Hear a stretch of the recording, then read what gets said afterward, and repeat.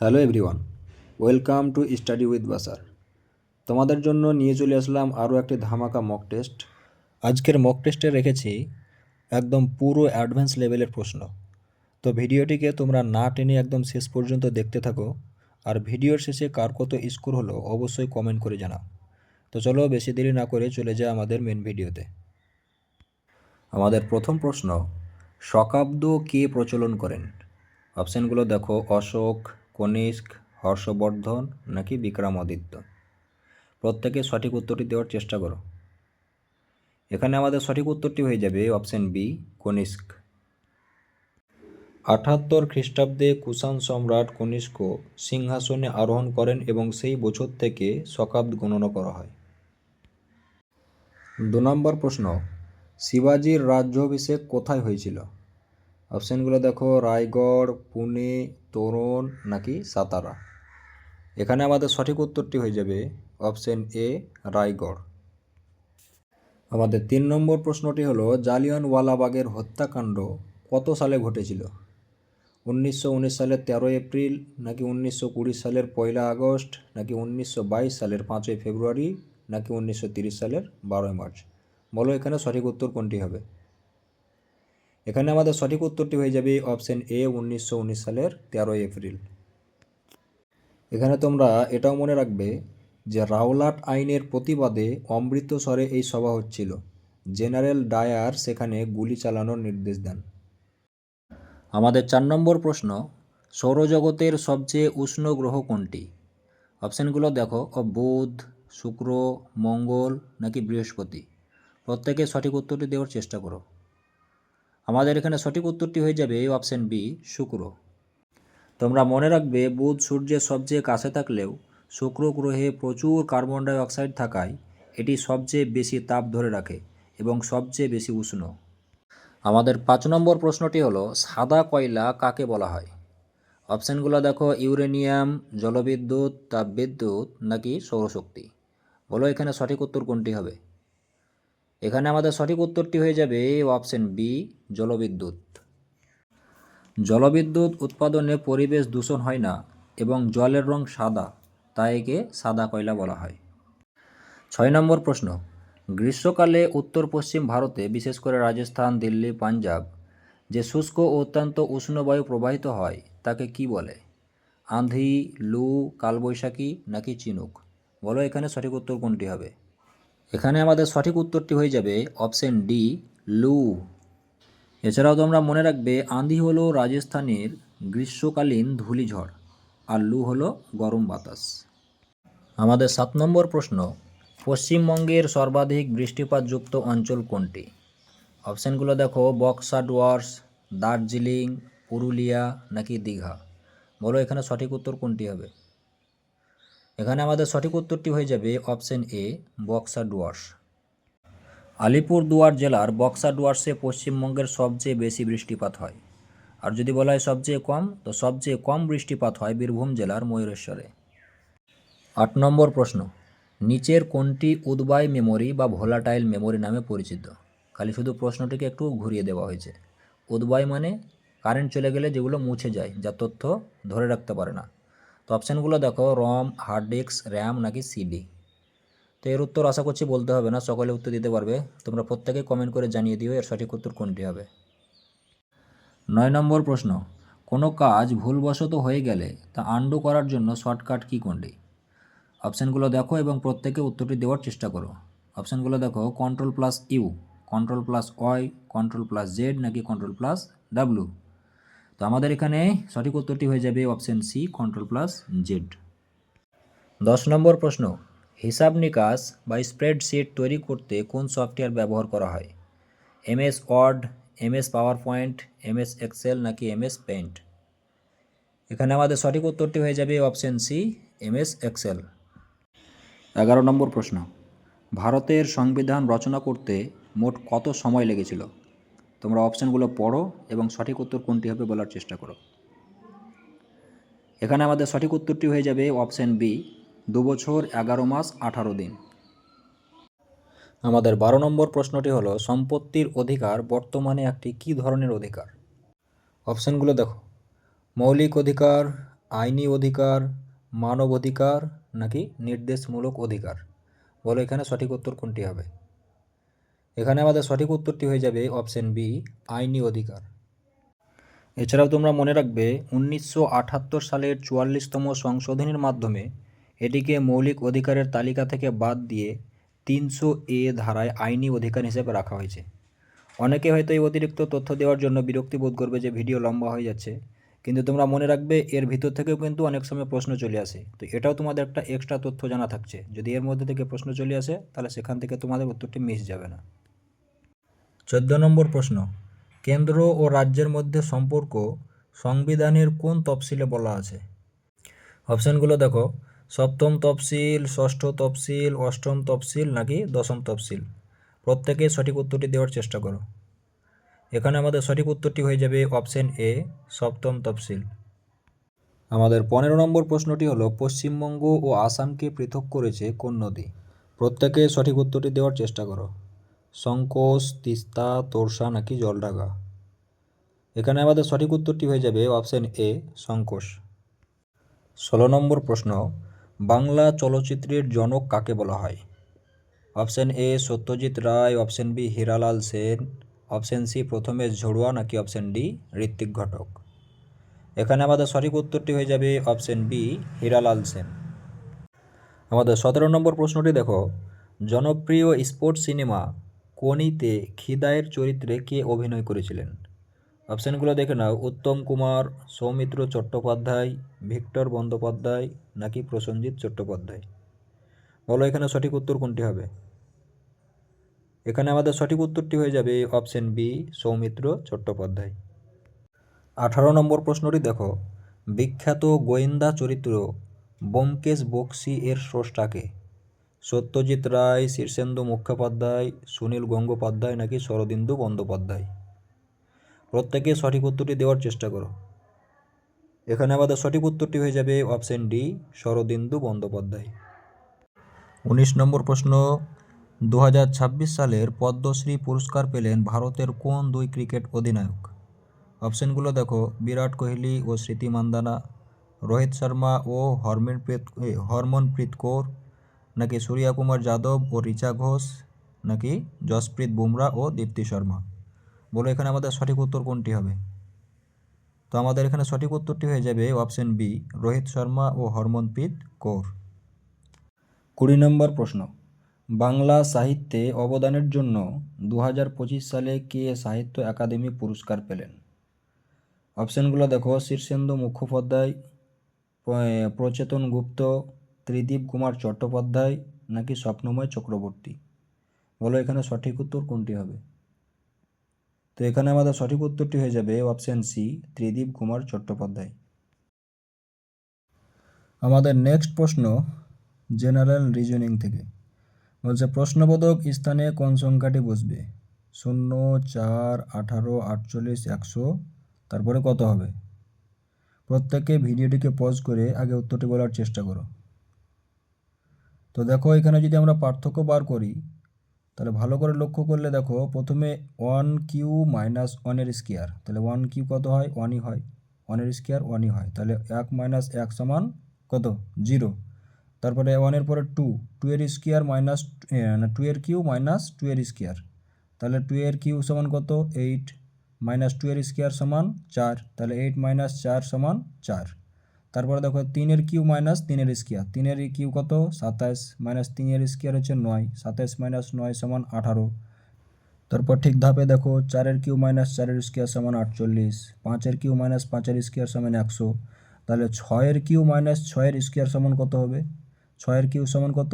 216, 216 minus 6-এর square 36, তাহলে কত হবে আমাদের উত্তরটি?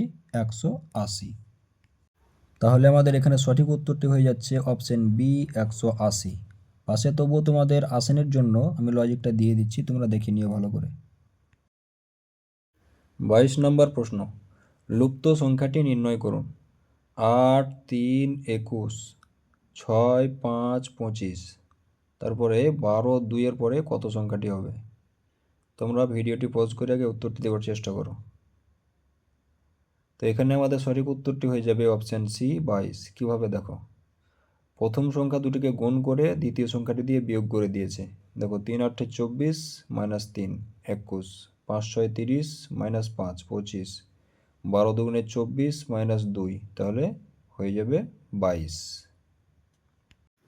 23 নম্বর প্রশ্ন, একটি সারিতে রামের স্থান বাঁ দিক থেকে 15তম এবং শ্যামের স্থান ডান দিক থেকে 20তম। যদি তারা নিজেদের মধ্যে স্থান পরিবর্তন করে তবে রামের স্থান বাঁ দিক থেকে 27তম হয়। ওই সারিতে মোট কতজন ব্যক্তি আছেন? তোমরা ভিডিওটি পজ করে আগে উত্তরটি দেওয়ার চেষ্টা করো। তো এখানে আমাদের সঠিক উত্তরটি হয়ে যাবে অপশন এ, 46 জন। এখানে লজিকটা দেখে নাও। স্থান পরিবর্তনের পর রাম বাঁ দিক থেকে 27তম স্থানে গেছে, কিন্তু সে তো শ্যামের জায়গায় গেছে, আর শ্যামের জায়গাটা ডান দিক থেকে কত ছিল? 20তম। অর্থাৎ ওই একই বসার জায়গা বাঁ দিক থেকে 27 এবং ডান দিক থেকে 20। এর শর্টকাট সূত্র দেখে নাও।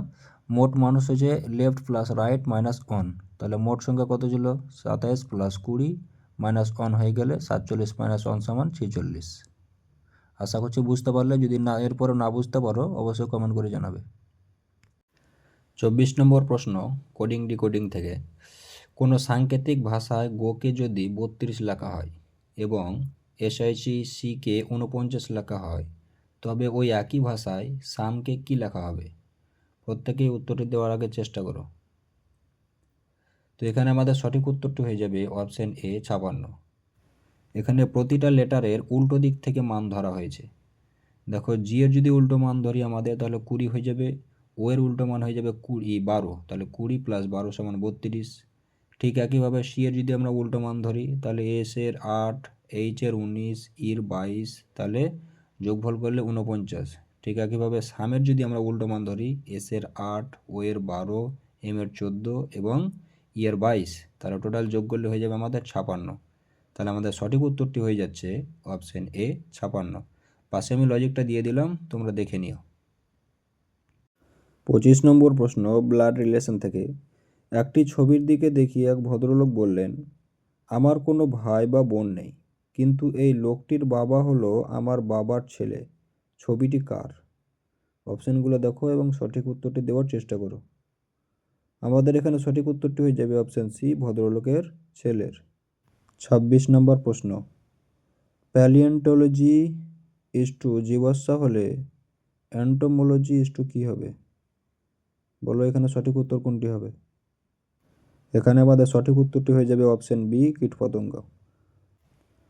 দেখো, জীবাশ্ম নিয়ে পড়াশোনাকে বলা হয় প্যালিওন্টোলজি, ঠিক একইভাবে কীটপতঙ্গ নিয়ে পড়াশোনাকে বলা হয় এন্টোমোলজি।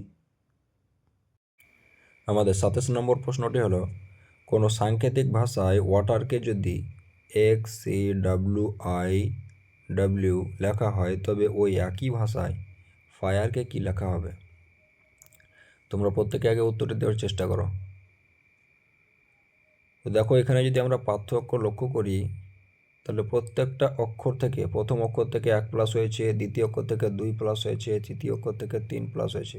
দেখো, ডাব্লুর পরের অক্ষরটি এক্স, এর দুটি পরের অক্ষর সি, টি এর দুটি পরের অক্ষর কি? ডাব্লিউ। এভাবে ঠিক বাড়তে বাড়তে গেছে। এবার যদি আমরা ফায়ারের দিকে লক্ষ্য করি, তাহলে এফ এর পরের অক্ষরটি হয়ে যাবে জি, আই এর পরের 2 নম্বর অক্ষরটি হয়ে যাবে কে, আর এর পরের 3 নম্বর অক্ষরটি হয়ে যাবে ইউ, ই এর পরের 4 নম্বর অক্ষরটি হয়ে যাবে আই। তাহলে আমাদের সঠিক উত্তর হয়ে যাচ্ছে অপশন এ, GKUI। আমাদের 28 নম্বর প্রশ্ন, বিবৃতি ও সিদ্ধান্ত থেকে। বিবৃতিতে বলা হয়েছে, দেখো 1 নম্বর বিবৃতি, কিছু বই হলো খাতা। 2 নম্বর বিবৃতিতে বলা হয়েছে কোনো খাতা পেন নয়। এবার সিদ্ধান্তে বলছে কিছু বই পেন নয়। সিদ্ধান্ত 2-এ বলা হয়েছে কোনো পেন বই নয়। তাহলে আমাদের এখানে কোনটি সঠিক উত্তর হবে তোমরা প্রত্যেকে আগে বলার চেষ্টা করো। তো চলো আমরা যদি আগে ভেনচিত্রটি এঁকে নিই, তো আমাদের ভেনচিত্রটি ঠিক এরকম হয়ে যাবে। এবার সিদ্ধান্ত 1টি দেখো, কিছু বই পেন নয়। তাহলে দেখো, কিছু বই পেন নয়, এই সিদ্ধান্তটি আমাদের সঠিক হয়ে যাচ্ছে। 2 নম্বর সিদ্ধান্তে বলা হয়েছে যে কোনো পেন বই নয়। কোনো পেন কি বই নয়, এ কথাটি আমরা পারফেক্টভাবে বলতে পারবো না, বা 100% গ্যারেন্টি দিয়ে বলতে পারবো না।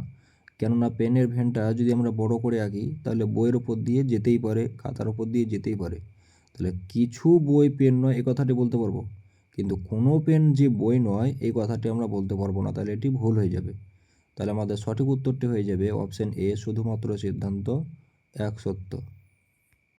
আমাদের 29 নম্বর প্রশ্ন, নিচের 4টি সংখ্যার মধ্যে কোনটি বেমেনান? 169, 289, 361 নাকি 441? তোমরা একটু চেষ্টা করলে উত্তরটি বার করতে পারবে। তো এটা তোমাদের জন্য হোমওয়ার্ক রইল। তো এর মধ্যে কোনটি সঠিক উত্তর হবে সকলে কমেন্ট করে জানাবে। 30 নম্বর প্রশ্ন, যদি যোগ মানে গুণ হয়, বিয়োগ মানে ভাগ হয়, গুণ মানে বিয়োগ হয় এবং ভাগ মানে যোগ হয়, তবে নিচের সমীকরণটির মান কত? তোমরা প্রত্যেকে উত্তরটি আগে বলার চেষ্টা করো। আমাদের এখানে সঠিক উত্তরটি হয়ে যাবে অপশন বি, 53। আমাদের নেক্সট প্রশ্ন অঙ্ক থেকে বলছে 10,500 টাকা এ, বি এবং সি এর মধ্যে এমনভাবে ভাগ করে দেওয়া হলো যে এ পেল বি ও সি এর মোট টাকা 5/2 অংশ এবং বি পেল এ ও সি এর মোট টাকার 2/1 অংশ। তাহলে সি কত টাকা পেল? তোমরা অঙ্কগুলো করো এবং শেষে আমি উত্তর দিয়ে দিব, উত্তরগুলো তোমরা মিলিয়ে নিও। 32 নম্বর প্রশ্ন, একজন ব্যাটসম্যানের 11টি ইনিংসের রানের একটি নির্দিষ্ট গড় ছিল। 12তম ইনিংসে সে 90 রান করায় তার রানের গড় 5 কমে গেল। 12তম ইনিংসের পর তার রানের গড় কত হলো? 33 নম্বর প্রশ্ন, একটি দ্রব্য 144 টাকায় বিক্রি করলে এক ব্যক্তির যে লাভ হয় তার শতকরা হার দ্রব্যটির ক্রয়মূল্যের সমান। দ্রব্যটির ক্রয়মূল্য কত? 34 নম্বর প্রশ্ন, একটি পাত্রে 40 লিটার খাঁটি দুধ আছে। পাত্রটি থেকে 4 লিটার দুধ তুলে নিয়ে সমপরিমাণ জল মেশানো হলো। এরপর এই প্রক্রিয়াটি আরও দুবার করা হলো। বর্তমানে পাত্রে কত লিটার দুধ আছে? 35 নম্বর প্রশ্ন, এ, বি এবং সি একটি ব্যবসায় মূলধন বিনিয়োগ করে। এ মোট মূলধনের 3/1 অংশ, বি মোট মূলধনের 4/1 অংশ এবং সি বাকি অংশ বিনিয়োগ করে। বছর শেষে মোট 6,000 টাকা লাভ হলে সি এর লাভ্যাংশ কত? 36 নম্বর প্রশ্নটি দেখো, কোনো আসল 3 বছরে সুদে আসলে 9,440 টাকা হয়। যদি সুদের হার 25% বৃদ্ধি করা হয় তবে একই সময়ে তার 9,800 টাকা হয়। তাহলে আসল টাকা কত ছিল? 37 নম্বর প্রশ্ন, 10 বছর আগে এ ও বি এর বয়সের অনুপাত ছিল 1:3। 5 বছর পর তাদের বয়সের অনুপাত হবে 2:3। তাদের বর্তমান বয়সের অনুপাত কত? 38 নম্বর প্রশ্ন, একটি নির্বাচনে 10% ভোটার ভোট দেননি এবং প্রদত্ত ভোটে 10% বাতিল হয়ে যায়। জয়ী প্রার্থী বৈধ ভোটের 54% পেয়ে 1620 ভোটে জয়লাভ করেন। মোট ভোটারের সংখ্যা কত? 39 নম্বর প্রশ্ন, একটি বৃত্তের ব্যাসার্ধ 50% বৃদ্ধি পেলে তার ক্ষেত্রফল শতকরা কত বৃদ্ধি পাবে? আমাদের 40 নম্বর এবং শেষ প্রশ্ন, দুটি সংখ্যার যোগফল 528 এবং তাদের গসাগু 33, এমন কত জোড়া সংখ্যা হওয়া সম্ভব? এবার তোমরা প্রত্যেকে উত্তরগুলো মিলিয়ে নাও। তো এই ছিল আজকে আমাদের 40 নম্বরের অতি গুরুত্বপূর্ণ একটি মক টেস্ট। ভিডিওটি কেমন লাগলো অবশ্যই কমেন্ট করে জানাবেন। যদি ভালো লেগে থাকে একটি লাইক করে দিয়ে ভিডিওটিকে নিজেদের বন্ধুদের সঙ্গে শেয়ার করার চেষ্টা করবেন। আর হ্যাঁ, এই 40টির মধ্যে তোমার স্কোর আজকের কত হলো অবশ্যই কমেন্ট করে জানাতে ভুলবে না। দেখা হচ্ছে পরের ভিডিওতে। ততক্ষণ ভালো থাকো, সুস্থ থাকো, নিজের পড়াশোনা চালিয়ে যাও। টাটা।